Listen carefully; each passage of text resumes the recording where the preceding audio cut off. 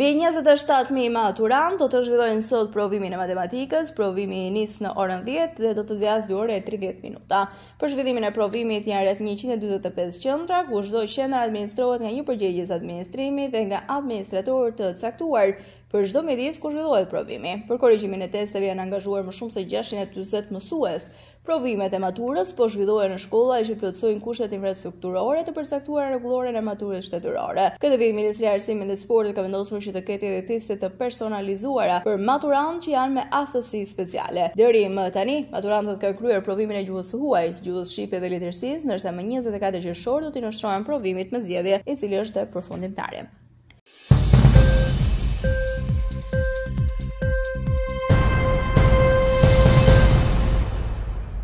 Në 3 muajin e parë të vitit 2025, prodhimi i shitjes dhe punësimin në industrinë nxjerrëse përpunuese si dhe në sektorin e energjisë në Shqipëri kanë pësuar ulje. Ndërkohë, sektori i ndërtimit ka shënuar rritje të ndjeshme duke krijuar më shumë vende pune dhe duke rritur pagat për punonësit. Në industrinë nxjerrëse dhe përpunuese, shitjet ranë me 10.8%, prodhimi me 2.1% dhe numri i punonësve me 4.8%. Megjithatë, pagat janë rritur me 2.7% vetëm.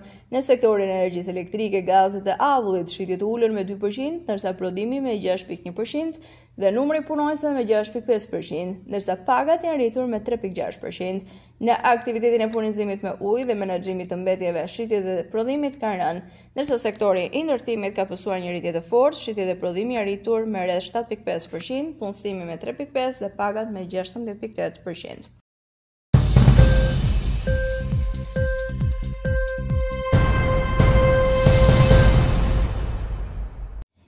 Bashkimi Evropian do të ofrojë 700.000 euro për të mbështetur linjëzimin e sistemit hekurudhor shqiptar me standardet europiane, forcimin e institucioneve përgjegjëse për menaxhimin e hekurudhave dhe trajnimin e punonësve. Së fundmi, Bashkimi Evropian në bashkëpunim me qeverinë shqiptare kanë hapur një tender për të mbështetur zbatimin e legjislacionit Bashkimit Evropian në sektorin hekurudhor shqiptar përmes krijimit dhe ndërtimit të kapaciteteve të autoriteteve dhe sistemeve të kërkuara hekurudhore. Objektivi i kësaj kontrate është të kontribuojë dhe të ofrojë mbështetje për sektorin hekurudhor shqiptar me qëllim për afrimin e politikave dhe legjislacionit të Shqipërisë. Do të ofrohet mbështetje në hartimin e kuadrit ligjor hekurudhor në përputhje me legjislacionin e Bashkimit Evropian, përmirësimin dhe forcimin e kapaciteteve institucionale të Ministrisë së Infrastrukturës dhe Energjisë dhe autoriteteve të tjera hekurudhore shqiptare. Bashkimi Evropian do të ofrojë 700.000 euro për zbatimin e këtij projekti përgjatë 15 muajve.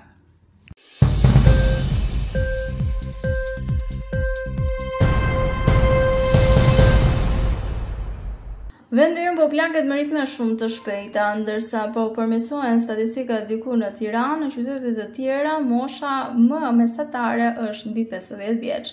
Shqipëria është duke u plakur me ritme shumë të shpejta. Largimet më të mëdha janë të moshës nga 20 deri në 40 vjeç, që përbëjnë 54% të popullsisë së larguar. Më problematik është në qarqet e jugut dhe të juglindjes. Këto statistika janë pothuajse në të gjithë Shqipërinë, ndërsa kryeqyteti është gjendja më e qëndrueshme. Tirana e rregullon pak piramidën e popullsisë e bën më të pranueshme deri diku. Në qarqet e tjera, mbi 50% e popullsisë janë mbi 50 vjeç. Kjo tregon se ne jemi duke u plakur me ritme shumë të shpejta dhe si shkak kryesor është emigrimi. Rënja e lindshmërisë, dy nga faktorët kryesorë që kanë të bëjnë me këtë rënje.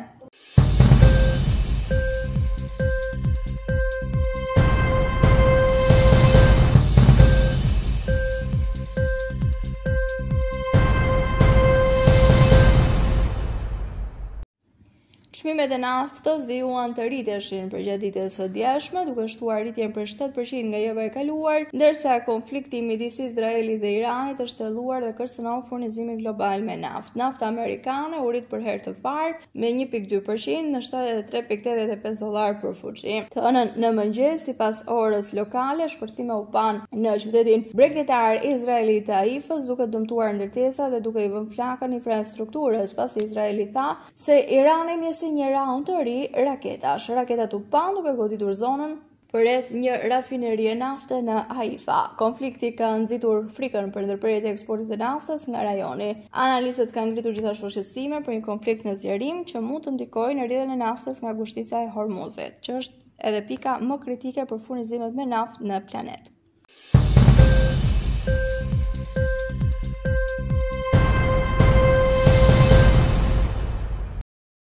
Televizioni shtetëror iranian ka raportuar se ushtria ka lëshuar një paralajmërim për qytetarët izraelit që të evakuohen përpara sulmeve të tjera që pritet të ndërmeren. Më herët, ambasadori iranian OKB Amir Said Iravan deklaroi se Irani ka të drejtën e vetmbrojtjes dhe ka kryer operacione mbrojtëse proporcionale, të cilat sipas tij janë drejtuar ekskluzivisht ndaj objektiveve ushtarake dhe infrastrukturës së lidhur me to.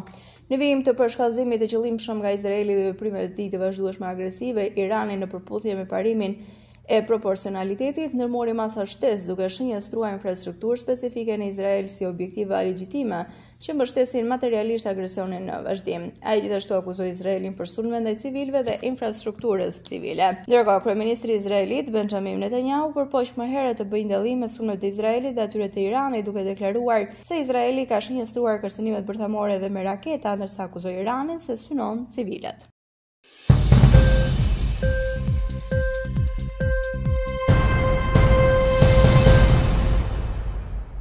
Ministria e Arsimit e Italisë ka njoftuar se ndalimi i plotë i përdorimit të telefonave celular përgjatë mësimit do të zgjerohet duke përfshirë shkollat e mesme duke nisur prej vitit të ri shkollor.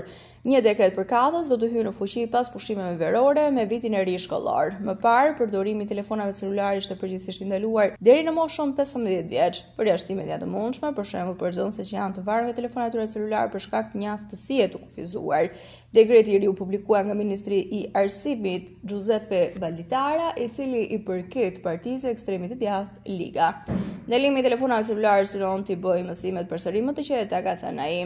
Në parim ka patur një ndalim për telefonat celular në shkollat italiane për vite me radhë, por kjo është lehtësuar ndërkohë dhe nuk zbatohet gjithmonë, ndërsa tashmë do të jetë një urdhër i prerë.